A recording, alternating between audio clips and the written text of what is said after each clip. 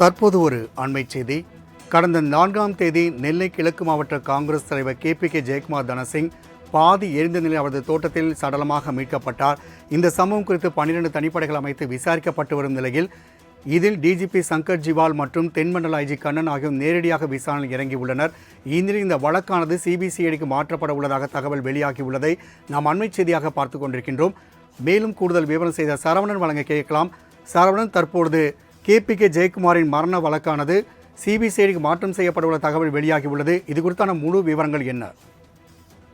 வணக்கம் ராம்குமார். நெல்லை கிழக்கு மாவட்ட காங்கிரஸ் தலைவராக இருந்தவர் ஜெயக்குமார். இவர் கடந்த 4ஆம் தேதி தனது வீட்டின் அருகே இருக்கக்கூடிய தோட்டத்தில் மர்மமான முறையில் உடலானது பாதி எரிந்த நிலையில் அங்கிருந்து கண்டெடுக்கப்பட்டார். ஜெயக்குமாரின் மரணம் குறித்து விசாரிப்பதற்காக நெல்லை மாவட்ட காவல் கண்காணிப்பாளர் சிலம்பரசன் தலைமையில் 12 தனிப்படைகள் அமைக்கப்பட்டு இந்த வழக்கு விசாரணையானது மிக தீவிரமாக நடைபெற்று வந்தது. அது மட்டுமில்லாமல் அவரது அலுவலகத்தில் இருந்து கைப்பற்றப்பட்ட 2 கடிதங்கள், அதாவது மரண வாக்குமூலம் என்று அவர் குறிப்பிட்டு எழுதியிருந்த 2 கடிதத்தையும் போலீசார் கைப்பற்றினர். அதில் யார் யார் பெயரையெல்லாம் குறிப்பிட்டிருந்தாரோ அனைவரிடமும் தற்போது விசாரணையானது நிறைவு பெற்றிருப்பதாக போலீசார் தரப்பில் தகவல் தெரிவிக்கப்பட்டிருக்கிறது. இந்த சூழ்நிலையில் 12 தனிப்படைகள் அமைக்கப்பட்டு கூலிப்படையினரை ஏவி அவரை கொலை செய்து பின் எரித்திருக்கலாம் என்ற கோணத்தில் விசாரணை நடைபெற்று வந்தது. மேலும் பணம் கொடுக்கல் வாங்கல் குறித்து மரண வாக்குமூலம் என்று தலைப்பிட்டு 2 கடிதங்களும் இருந்தது. அதையும் மாவட்ட SPக்கு அனுப்பப்பட்டு அது தொடர்பாகவும் விசாரணை நடைபெற்று வந்தது.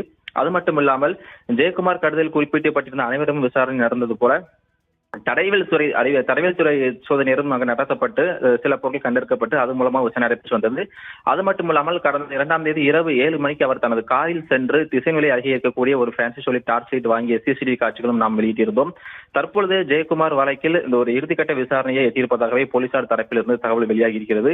அது மட்டுமில்லாமல் தற்போது ஜெயக்குமார் இந்த மர்மமான முறையில் உயிர்ந்த விவகாரம் தொடர்பாக இந்த வழக்கை CBCIDக்கு மாற்றுவதாக போலீசார் தரப்பில் ஒரு தகவல் தெரிவிக்கப்பட்டிருக்கிறது. அது மட்டும் இல்லாமல் ஏற்கனவே உயிரிழந்த ஜெயக்குமாரின் இந்த பிரேத பரிசோதனை அறிக்கை மற்றும் தடயவியல் துறை இது போன்ற அனைத்து அறிக்கையும் வைத்து போலீசார் நடத்திய இறுதிக்கட்ட விசாரணையில் தற்போது எந்த ஒரு முன்னேற்றமும் ஏற்படவில்லை என்றே கூறப்படுகிறது. இதனால் ஜெயக்குமார் உடல் பிரேத பரிசோதனை முடிந்து அவரது கழுத்து எலும்புகள் நொறுங்கவில்லை என்றும் அது கூறப்பட்டிருந்தது. அவர் கழுத்தை நேர்த்து கொலை செய்யப்பட்டிருந்தால் அது பிரேத பரிசோதனை அறிக்கையில் குறிப்பிடப்பட்டிருக்கும். ஆனால் கழுத்தை நேர்த்து கொலை செய்யப்படவில்லை என்றும் அது குறிப்பிடப்பட்டிருந்த விஷயம் ஒரு முக்கிய விஷயமாக பார்க்கப்படுகிறது. அது மட்டும் இல்லாமல் அவங்க குடும்பத்தார் கூறியது போல DNA உள்ளிட்ட வேறு சோதனைகளும் செய்ய வேண்டும் என்று அவங்க குடும்பத்தார்கள் கோரிக்கை வைத்திருந்தார்கள்.